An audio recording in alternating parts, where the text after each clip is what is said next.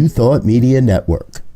We are a global broadcast network of positive music, media, and entertainment, inspiring humanity's evolution along the journey of enlightenment and creating a world of love, peace, empowerment, and prosperity for all. New Thought Media Network. Positively inspiring. Welcome to Ministers Talking a weekly program where Rev Briz and Rev Z and their guests chat about current affairs, world events, spiritual principles, and any old they want to talk about. Based on the New Thought philosophy and ancient wisdoms, Ministers Talking shares a visionary perspective of the evolving spiral called spiritual living. Join us each week as we explore the emerging paradigm of life on planet Earth and beyond.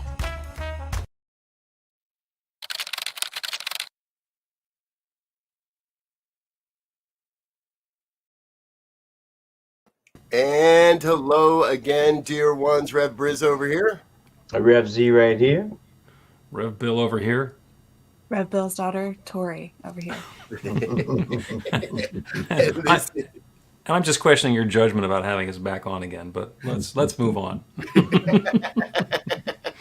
I think it is fabulous judgment. Folks, if you're just joining us for the very first time, this is Ministers Talking Shit. It happens on Friday mornings, 7 a.m. Mountain Time here on the New Thought Media Network. And yes, we have had Reverend Bill. You're getting to be almost a regular here, or at least semi-irregular. I'm not sure which. And then Bill made the great decision to start dragging his daughter Tori along when we invite them on. And we had so much fun and so many laughs last time that when they said they'd be willing to come back on and do our year-end wrap-up show, we thought it would be a great idea. So we're very happy you're both with us. Welcome back to Ministers Talking Shit. How's life in Philadelphia, I guess? We'll start there. Well, the thing about judgment, we can get past that. But life in Philadelphia is it's warmer than expected, it being winter time, and you know it's the week between Christmas and New Year's when people think that there's nothing to do. I'm taking advantage of the fact that I can go to the gym without the crowds for one last week because all the amateurs show up next week. You know, that 6-week period from New Year's to Valentine's Day when all the people go through their New Year's resolutions and decide, nah, I'm just going to spend the next year being fat again.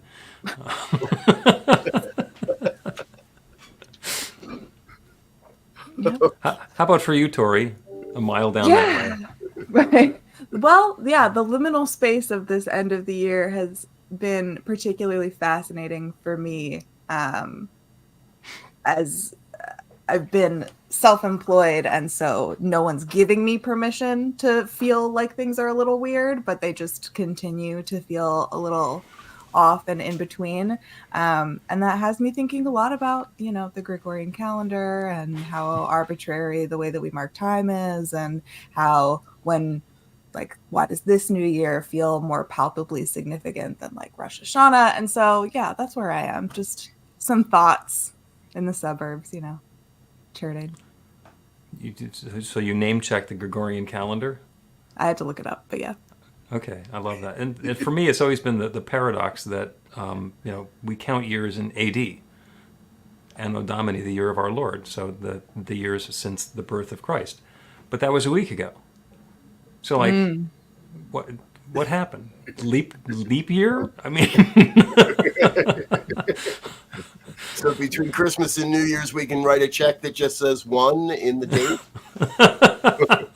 I was looking it up, actually, like, okay, so got down this kind of calendar rabbit hole, and there was some professor who proposed an alternative. They were like, this is going to make it all make sense. It'll be so much more sane. And they still ended up with a free week. And originally he called it like the Dr. Whatever week. And then when he did his redux to try to roll it out again, he literally just called it the free week. How can we not just account for how much time there actually is? I don't know why the feast. And then you carry the one, and then like, why? And you get one thing it shows one thing it shows is time, as we recollect, is arbitrary. It's not real. It's a construct that we've made up to make things convenient or fit within a certain box. And so, as I look at the new year, I look at it in terms of uh, how do I intend to spend the time, whatever that means, that I'm left with, uh, and forget about all the numbers and sunsets and rises, uh, because it's arbitrary. Well, the sun rise and set is not arbitrary, but the way we account for it is pretty arbitrary. Yeah. And Yes. I'm going to jump on the sun setting here because it would appear, you guys all know one of my favorite topics. It would appear the sun is setting on Lauren Boebert's term as a congressperson from Colorado's 3rd District. Unfortunately, the sun might be rising on her term as a congressperson from Colorado's 4th District. In stunning news this week, Representative Lauren Boebert jumped ship and told her constituents in the 3rd District, basically, screw you guys, I'm going to the other side of the state, where I'm probably guaranteed a win a little more easily than on the western side of the state. And I will be honest, I really enjoy making fun of Lauren Boebert. I don't think she represents the values of Colorado to be one. Think about the ability. Well, when you think about the ability for her to just move and then rerun, that's a problem, right? Because she doesn't even know the people in the 4th District. She doesn't know the issues of the 4th District. She doesn't, have them at her best interest when she goes to advocate for them. Yet there's a loophole in the law that says, yeah, just move over there and then you can run again. Seems pretty weird. I'll just use a great word, weird, to me, that from a political standpoint, for someone who's supposed to be having the people's concern, you're going to go into an area where you have no recollection, no people that you can represent. In theory, I agree with you, but if there was one thing I could change, that law in Colorado wouldn't be the one. I mean, is it on the list? Yeah.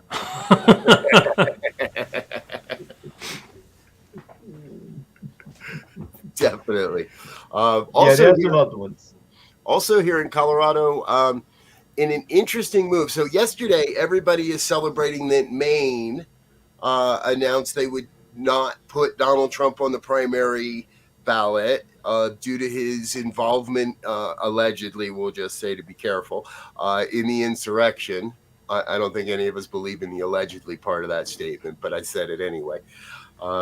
Following Colorado, however, yesterday, Secretary of State Jenna Griswold also said that unless the U.S. Supreme Court upholds the Colorado Supreme Court decision, she would be forced to put his name on the ballot, and that all has to happen within the next 6 days, by January 4th, or she would be forced to put his name on the ballot.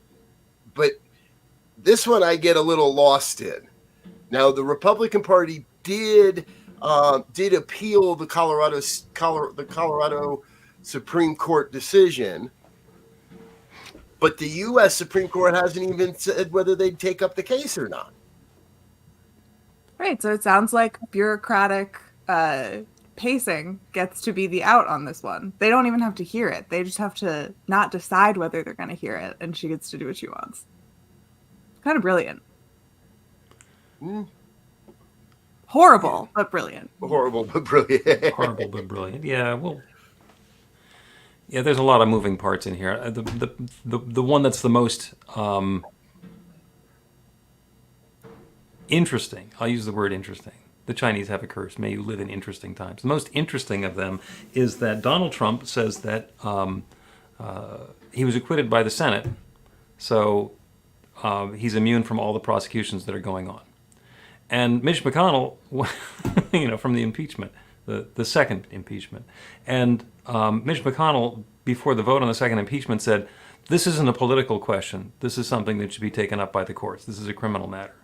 So I love the hypocrisy. So let's decide one way now and decide a different way later and pretend that what we said earlier doesn't matter. Well, it's getting to be almost that none of this matters in the way they keep, who moved the cheese. It's kind of like who moved the cheese thing. It's like I can't keep up anymore. So, how do I effectively think about the issue, vote on the issue, argue the issue, because it's never in the place where it's supposed to be or where they said it would be. I mean, we got 2 states, so I guess Maine, which also just took him off the ballot, will have to go through the same thing and say, okay, if they don't, so we have to have it by the 4th. I guess they have to have it by the 10th, maybe. I don't know. The session is not even started for the Supreme Court. It doesn't even start on the 4th yet, does it? I don't know when the session starts. What the story I read is indicating is that here in Colorado, we have to print those ballots by a certain point so that and this is all the primary, this isn't the general election, but we have to print the primary ballots by a certain point so they can get to military and overseas citizens in time for them to be able to cast their vote and get it back to the state in time, and yada, yada, yada, and all this. So we're back to Tori's thing. Can we just go beyond time at this point? Can we just say that, no, the man's not qualified? And I like Bill's idea from earlier.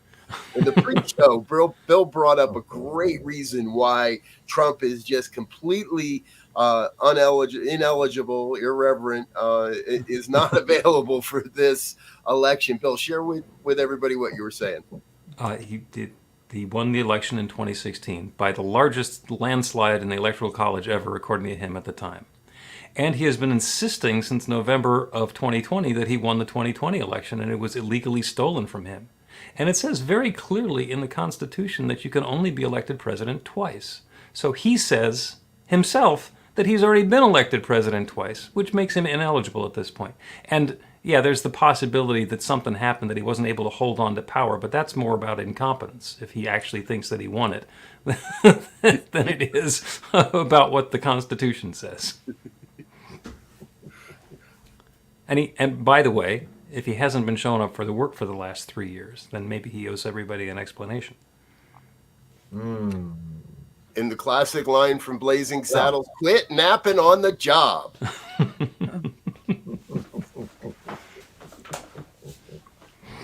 Yeah, I and then we move from Mr. Trump to his next, well, I guess he's next in line in terms of polling. The right former governor of South Carolina and I guess former ambassador Nikki Haley needs to go back to history class because she can't determine what the Civil War was about. Maybe we should put her on that ballot to not be on the thing as well. I mean, how can she run the country? She doesn't even know the history. She did claim in New Hampshire to a rather well-crafted question. I don't know if you actually saw the interchange. Or the person asked her the question, what was the Civil War about? And she tried to turn around, well, what do you think the Civil War is about? He says, I'd like to hear what you think the Civil War was about. She goes, I'm not running for president. You are.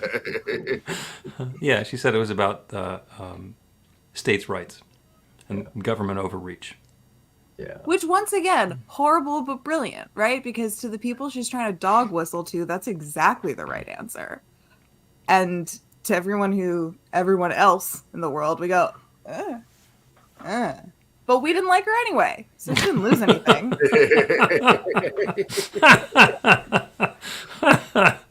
Very true. We didn't like her anyway. And, but those that do know that she's talking about freedom for people to own slaves.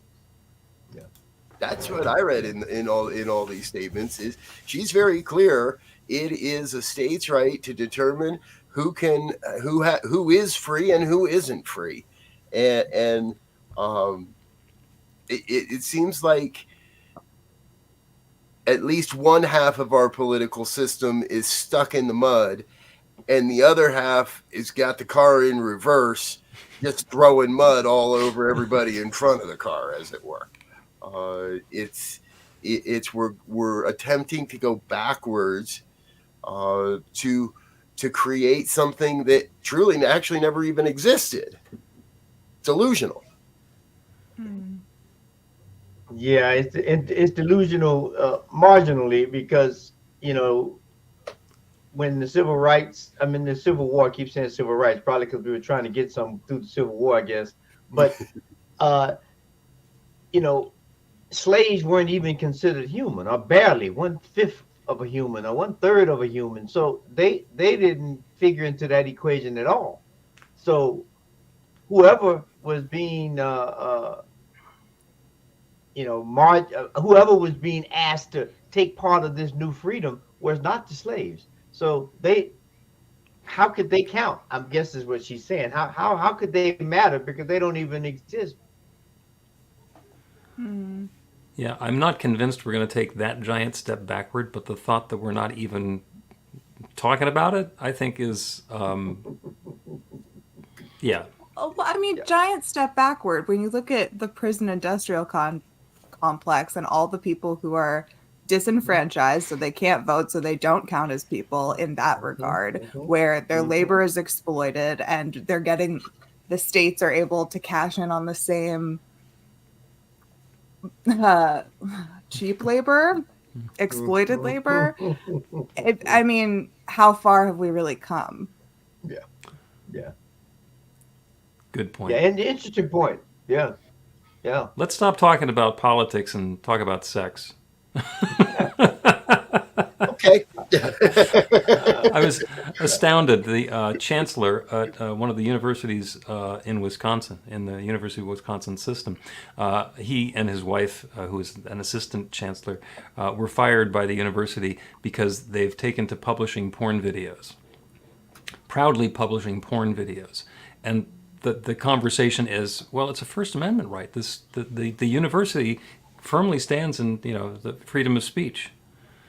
I was like, really? You're the chancellor.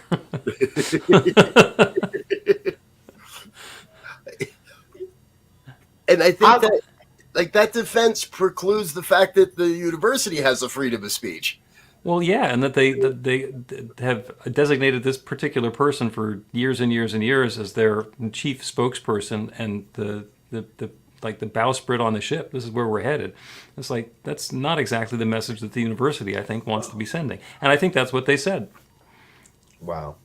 I'm speechless. I'll just stay right there on. I'm speechless that the chancellor of a university system in the state of Wisconsin thinks that they can publish porn and still keep their job. I mean, I don't get that. I mean, how did he ever get elected to be the chancellor? Here's a quote from him from the story. "We have that show, Sexy Healthy Cooking, where we interview performers and really humanize them in ways that you wouldn't get in their other work," he said. "It's an interesting process, and the people that we work with are completely professional and very great to work with." Okay. So hold on. It might be in ways I don't want to know about them, but yeah.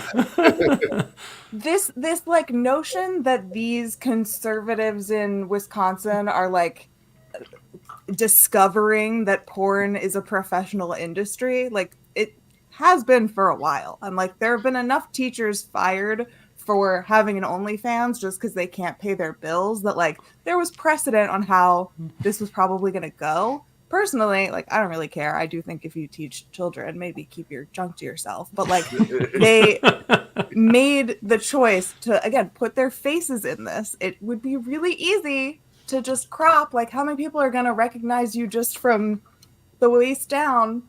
Hopefully not as many as would recognize your face. I just don't get like why this was the fight that they wanted to pick. Yeah. You know what I mean? It just is so strange to me. And all of this like Republican sexual like deviancy, misconduct, wild behavior. is just so confusing to me because they're so aggressive about restricting everybody else's sexual expression. Like, two boys kissing, absolutely not to the gallows, but like Yeah. your weird sex cooking show should be fine. Also, Lauren Boebert could go on that show. No, her and her husband are divorced. Sorry. Well, if she's divorced, then Then it would be a threesome. Then it'd be a different story. yeah. Well, they that's already too had far. that down in Florida, so that was Florida. They had that, and so that's a whole nother state of conservatives that have the audacity to call everybody else lewd, but they can do it and justify it under some freedom of speech. It boggles the mind. What was the I'm comment wondering- you were talking about, Tori, about the Moms for Freedom? Oh yeah, that the founder of Moms for Freedom got called out for having a threesome, and she was up for being ousted. And one amazing activist was speaking at the school board meeting. Was like, "Listen, Bridget, like as we've been saying constantly, we don't think that like what goes on in your bedroom should have any effect on anything. With that said, we want you removed because you're terrible at your job. Like, let's be clear. We're here because of that situation, but like you are terrible, and that's why we want you out." Which I liked. And that's my question for the chancellor and his wife: is how is their initiative doing? Is the OnlyFans degree program moving forward or not? Is the how to make a living outside of your clothing program moving forward or not? Because if you're going to do these things, you got to make them worth it, right? You got to, as Bill said, what else can we monetize? Well, they will probably be working hard at that now because they won't be at the university anymore, and I would imagine that no one else is going to hire them, at least in the short term. So hopefully they stacked a whole lot of paper while they were doing whatever they were doing. You couldn't buy advertising in the New York Times for what they were given. There's an entire headline about them. Forget like ad space. They had their pictures. Like, I'm kind of curious now. Can you imagine somebody who might actually be like a customer? I think they'll be fine, unfortunately. They said they never mentioned the university in or their jobs in the videos, and several of them have racked up hundreds of thousands of views. And the chancellor is also a tenured professor, so there's that. Oh, good. Another reason we can get rid of tenured professors. Or that the guy has to step down as chancellor but continues to teach. With all of this free advertising for his porn channel. He ends up just teaching First Amendment classes.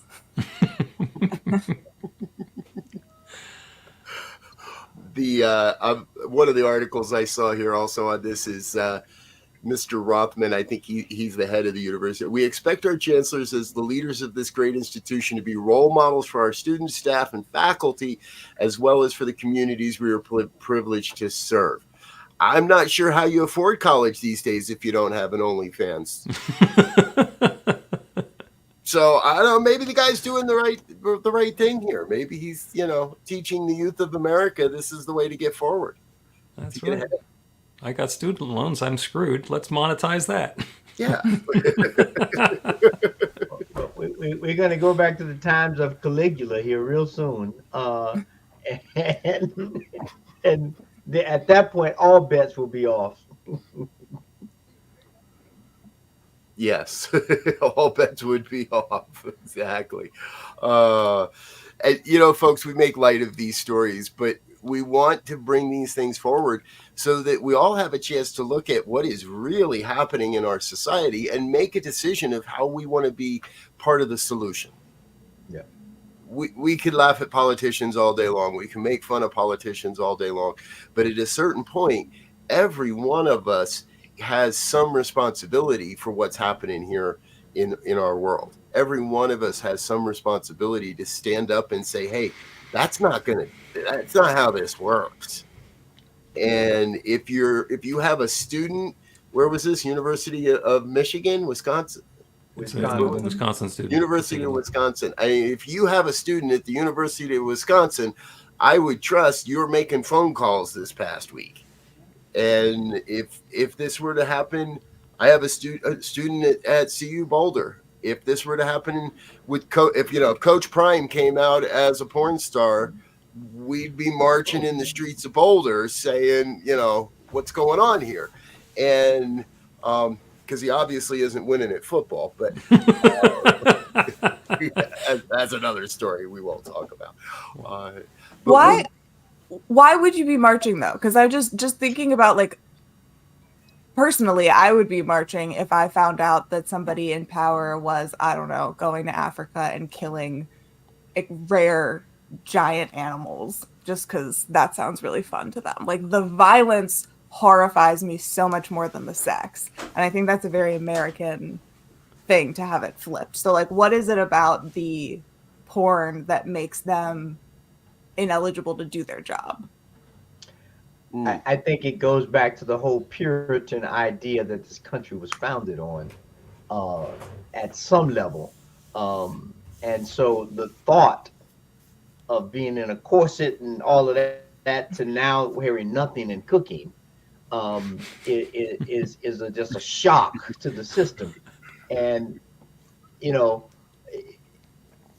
they can't reason with the natural sexuality of this planet, from the bugs to the humans, and how it should be ingrained in society at a healthy way. Once you make it a prohibited thing, it becomes like anything. You tell the kid, don't go in the refrigerator and touch that. Every kid goes in the refrigerator and touch that.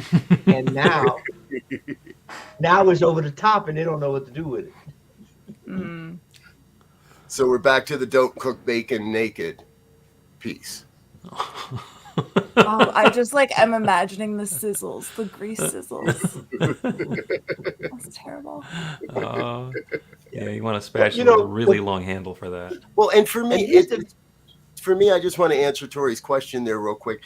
For me, it's part of, if we are creating a world that works better for everybody, it doesn't work for me for my kids to have the leader of their school, where I'm probably paying a lot more than I need to, or my kids are taking out a lot bigger loans than really necessary, to be leading from a place not of impurity, but a place that's out of alignment with the ethics of the institution. Okay. As ministers of New Thought, as we make agreements to an ethical body, to an ethical agreement with our fellow ministers that say, these are the things we will uphold as sacred. These are the things that and to me, a chancellor of a university should be upholding education first and foremost. If you're doing this as your kink, do it, but don't publicize it. Again, I don't care what you do, how you cook bacon, but you don't have to throw it in my face, and you don't have to throw it in my kids' face if we're paying a lot of money for you to be the leader of their education. Enough kids learn how to get laid at college. They don't need the chancellor out there leading the charge of, hey, folks, this is how you do it. Yeah, to me, it's a matter of a distraction, because that's not what the chancellor is there to be doing. And in being in a leadership position, it's and you're making me think about pork products, and I'm not going to do that either. And I see a difference between the high school teacher that's on OnlyFans trying to make ends meet, and a college chancellor who I would hope has negotiated more than a living wage. I see a difference there. I'm not gonna, and I'm not here to, I'm not here to shame them in what they do. If you want to cook bacon with porn stars, go for it. But don't put it in my kid's face. Don't put it in my face when your job is to represent a higher education. Well, and part of the challenge is, And part of the challenge is, I think, this is another way to begin to erode what is communal, what is society building, what is um, looked at as the boundaries that we have to keep a civil society, and they're slowly being eroded. I mean, if we just look at the insurrection piece, the school boards taking history out of the classroom, the chancellor being able to do these kinds of things, it begins to move to lawlessness at some point, because whatever the rules are, they don't matter. And you can do whatever you want and then justify it. And so effectively we begin to move into chaos if we can't get some kind of corral around it, I think, which would be horrible. Fair. Thank you, guys. Yeah, thank you. Yeah, Tori, if we haven't said it directly, we do really enjoy having you on the program. yeah. Thanks. We talked about that last time after you were gone. We talked behind your back and said how much we loved having you on the programs. Oh, thank you. I'm delighted. Tori actually does homework for this show. She's sent along a couple of things yesterday that she'd been looking at, including one of which is it's the last week of the year, so everybody's doing a 2023 year in review. And what was it that you found about the CNN's top 100 stories? Yes. So of the top 100 stories, 2 of them were about Jeremy Renner, the actor, getting in that horrific snowplow accident and his subsequent recovery. And for comparison, I don't think Gaza was in the top 10.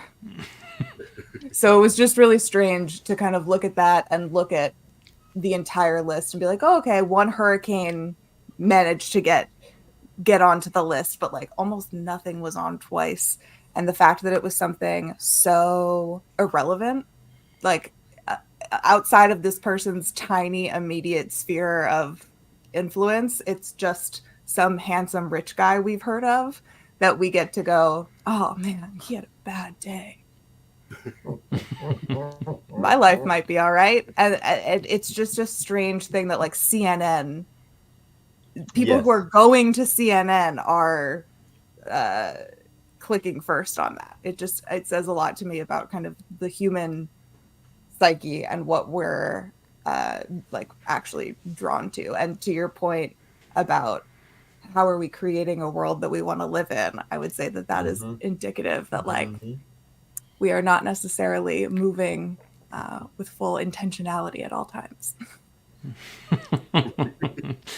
Gently we're constantly looking to be entertained. We don't want to deal with the seriousness of life. We don't want to deal with the things that matter and affect large groups of people. We want to be entertained and have our own little circles and take pictures of our food and call it good. Mm-hmm. It's easier to cook bacon than it is to talk about why college education is so damn expensive. Mm-hmm. There you go. When I was working in local broadcasting years and years and years ago, our news director, who'd been in the biz for a while and continues to be, made the observation for local news. He says, if it bleeds, it leads. Which is true. And then he pointed out something that I couldn't forget, is that one of the local TV stations, the nightly news every night, they would do the billboard. They say, we got this story, and we got this story, we got this story, but first, a fire. Every night, it was about a house fire. that was their formula, because, oh my God, it's a house fire. And, to Tori's point, wow, they had a bad day. My day is much better in comparison. Mm-hmm. And I oh, go ahead. Sorry. What were you going to say? Just the new thought perspective is you can pick up a recent self-help book, and it says, in challenging times like these, and then goes on to and you get one from 50 years ago, another one from 100 years ago, and it starts exactly the same way. In challenging times like these, the 80s were not easy, and the 60s were not easy, and there was a couple of things that happened in the late 30s that were not really comfortable, and there's like some depression things that weren't that great. So you can find either historical events or just tension between different groups of people and say that anytime. So, yeah, and so what we get to do which is speaks to the point. No, go ahead, Bill. Finish. go ahead, Z, because I think we're heading in the same direction. It's like we get to look at that stuff and instead of wallowing in it, choose what we want to have instead. You know, there's some stuff that we can do actively. Like, no, not on my planet. That's not the kind of world I want to live in. So I'm going to do something active for that.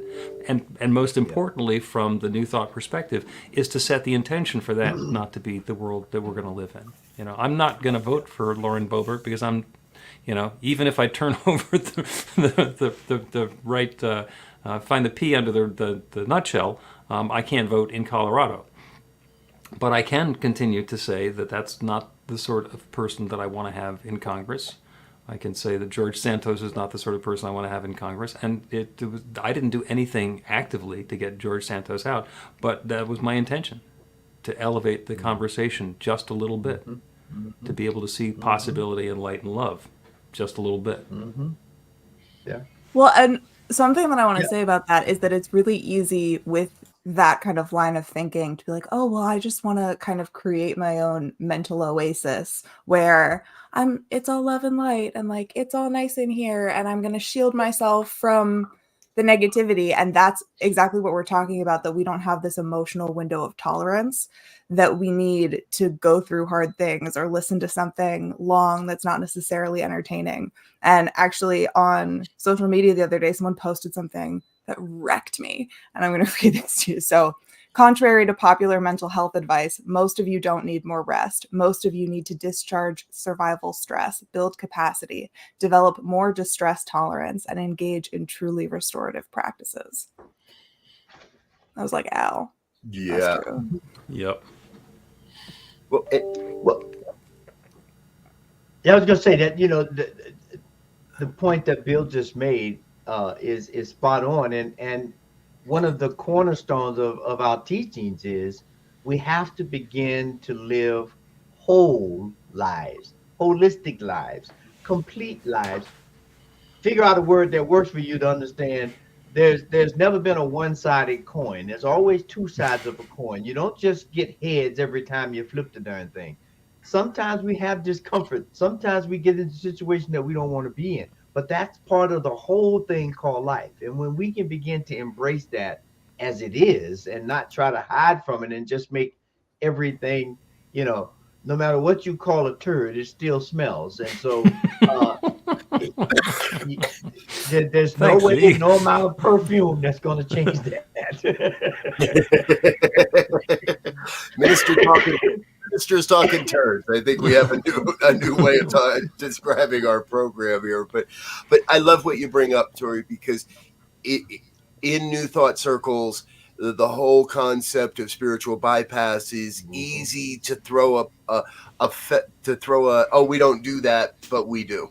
It's easy to deny that that's what's really happening, and yet I believe the New Thought movement is in this moment right now, facing that reckoning, that too many people have gotten way too comfortable in their own little bubbles of isolation, and we don't take this message, this philosophy out to the world.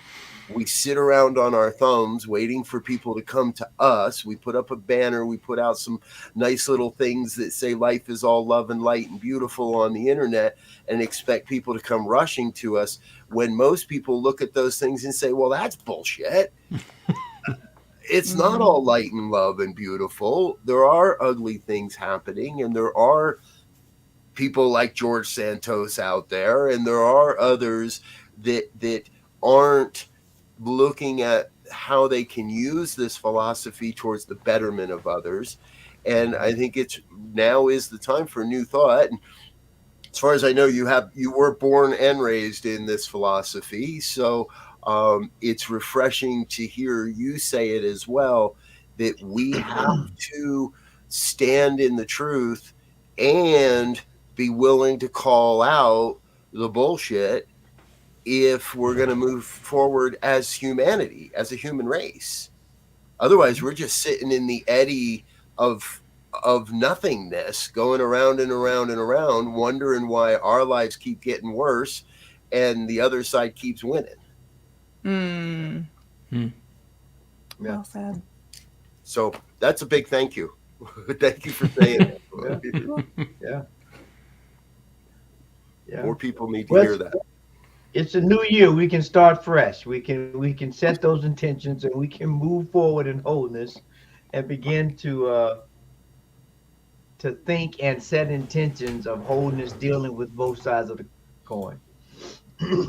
That's my intention. My resolution for this year is to build my window of tolerance and discomfort. That I realize there are a lot of ways, entertainment, a lot of things that I'll do to kind of save myself, from having to feel, from having to sit, from having to be uncomfortable. And it's not serving me, and it's definitely not serving the world.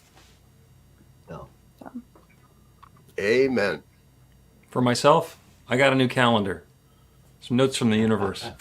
Thank you. That's basically all I do for New Year's. Get in a calendar. I'm gonna go find it. Yes. Yeah. I like that. Somebody said they used to go to Times Square for New Year's Eve, but they kept dropping the ball. That sounds like one of the most miserable ideas. Hey, do you want to go be cold around a lot of other people and not have easy access to a bathroom? It'll be late. Like, why? I did it once. I was in my 20s, and that was enough. Yeah. And now they keep you corralled into basically stock pens. Now the whole thing is set up in stock pens. You have to be in the pen in a block of people or outside walking somewhere. You can't just hang out in Times Square anymore. You have to be corralled. I heard that you can make it a posh, exclusive experience by booking a restaurant, and it's expensive. I heard yesterday Applebee's Times Square, $600 a person. Wow. Wow. That's before you order dinner. I think that includes the salad bar. You know? Oh my God. I lived in New York. I lived in New York for 15 years, and I never once had the urge, like you said, Tori, to go down there and do the libations for New Year's and get there and say, I got to go to the bathroom. And I've been standing here for, I don't know how many hours. Now I'm going to lose my spot. Somebody probably was selling the pins on the corner saying, hey, get these before you go in that crowd. You might need it.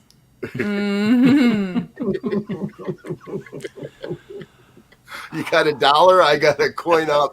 I got a dollar bill operated portage on. I want that contract with the city. Look, I'll supply the portage odds. You just let me charge $1 a piece. We'll be all good. Yeah. All right. We have gone way off the rails here, folks, but that's okay because our time is almost up. This is Ministers Talking Shit on the New Thought Media Network. We thank you for being a part of what we're doing. Please stay tuned with us today. We've got a great lineup for you. Our normal programming is all up, and I will be back at 5 o'clock with my top good news stories of the year.